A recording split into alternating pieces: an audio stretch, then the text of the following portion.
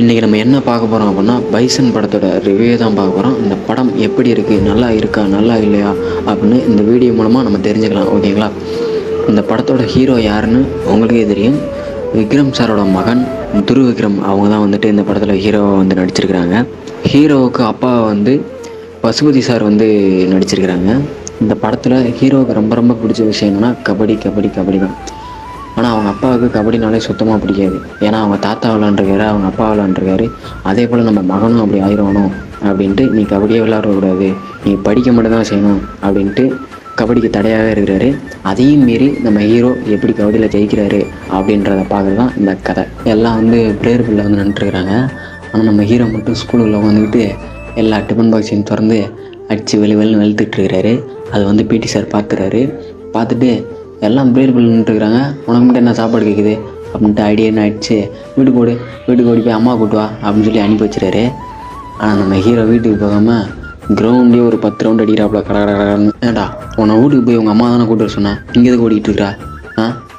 Sir நான் கபடிக்காண்டி தான் ஓடுறேன், கபடிக்காண்டி தான் சாப்பிட்றேன், கபடிக்காண்டி என்ன வேணா பண்ணுவேன் சார் அப்படின்னு சொல்கிறாரு நம்ம ஹீரோ. அப்படியா, சரி இரு, நீ உண்மை சொல்கிறியா போய் சொல்கிறியா நான் கண்டுபிடிக்கிறேன், வா நம்ம ஸ்கூல் டீமில் வந்து விளையாடு, 5 பாயிண்ட் எடுக்கிறேன், அப்போ தான் நான் நம்புவேன் நான், வா அப்படின்னு சொல்லிட்டு கூப்பிட்டு போயிடுறாரு. நம்ம ஹீரோவும் 5 பாயிண்ட் எடுத்துறாப்புல. சார் 5 பாயிண்ட் எடுத்தல, வாங்க வந்து பொட்டா வாங்கி கொடுங்க அப்படின்னு சொல்லிட்டு நம்ம ஹீரோ வந்து பிடி சார் வந்து கூப்பிட்டு போயிட்டாப்புல. இந்த ஊர்லேயே வந்துட்டு நம்ம ஹீரோவுக்கு 2 பிரச்சனை தான். ஒன்று பாண்டியராஜ், ஒன்று வந்து கந்தசாமி. இவங்க 2 பேரும் சண்டையால் வந்துட்டு நம்ம ஹீரோவுக்கு வந்து எப்போ பார்த்தாலும் பிரச்சனை வந்துகிட்டே இருக்குது. அந்த ஊர் ஃபுல்லாமே வந்துட்டு வேலியாகவே இருக்கும். அந்த ஊரில் மட்டும் இல்லை, அங்கே இருக்க மனுஷங்க மனசுலையுமே வேலியாக இருக்கும். அதெல்லாம் அடித்து உடச்சிட்டு வந்தது யாருன்னா பாண்டியராஜ் தான். ஓ நீ வேலியை பூரா உடைக்கிறியா இரு அப்படின்ட்டு கந்தசாமி என்ன பண்ணிட்டாப்புல, பாம்பை போட்டு பாண்டியராஜை தூக்கி ஹாஸ்பிட்டலில் படுக்க போட்டாப்புல.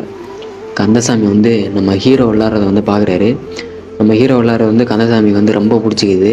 அதனால் வந்துட்டு ஹீரோக்கிட்ட போய் நீ எங்கள் ஊர் டீமில் வந்து விளையாடு அப்படின்னு சொல்லிட்டு வந்து கூப்பிட்றாரு. நம்ம ஹீரோ வந்துட்டு அவங்க ஊர் டீமில் போய் விளாட்றாரு. நம்ம ஹீரோ வந்து ஸ்டேட் லெவலில் விளாட்றதுக்காண்டி சென்னைக்கு வந்து போயிடுறாரு. நம்ம ஹீரோனியோட அண்ணன், வா இரு உனக்கு கல்யாணம் பண்ணி வச்சுறேன், அவன் தான் ஊருக்கு போயிட்டான்ல அப்படின்னு அந்த சாக்கில் வந்து கல்யாணம் பண்ணிக்கிறாரு நம்ம ஹீரோனிக்கு. அப்போ தான் வந்து பாண்டியராஜன் வந்து என்ட்ரி கொடுக்குறாரு ஹாஸ்பிட்டல்லேருந்து. ஏண்டா பிடிக்காத பிள்ளை கல்யாணம் பண்ணி வைக்கிற அப்படின்ட்டு சப்புன்னு ஒரு அரைஞ்சு அவன் வரவன் அவனுக்கு தான் அந்த பொண்ணு, நானே கல்யாணம் பண்ணி வச்சுறேன் அப்படி சொல்லிவிட்டு பாண்டியராஜ் வந்து அவங்க அப்பா பார்க்கறக்காண்டி வீட்டுக்கு போகிறாரு. இந்த கந்தசாமி ஆளுங்கலாம் வந்துட்டு அவரை போட்டு தள்ளிடுறாங்க. அது பெரிய ரொம்ப கலவரமாகி அந்த நேரத்தில் வந்து போலீஸ் வந்து கந்தசாமியை போட்டு தள்ளிடுறாங்க. நம்ம ஹீரோ வந்து ஜப்பானுக்கு போகிறாரு, கபடி விளையாடுறாரு, அங்கே வந்து கப்பை ஜெயிக்கிறாரு. ஒன்று மட்டும் நான் சொல்லிக்கிறேன், ஒன்று படித்தா முன்னேறலாம், இல்லை விளையாண்டா முன்னேறலாம். இத்துடன் முடிவடைந்து விட்டது.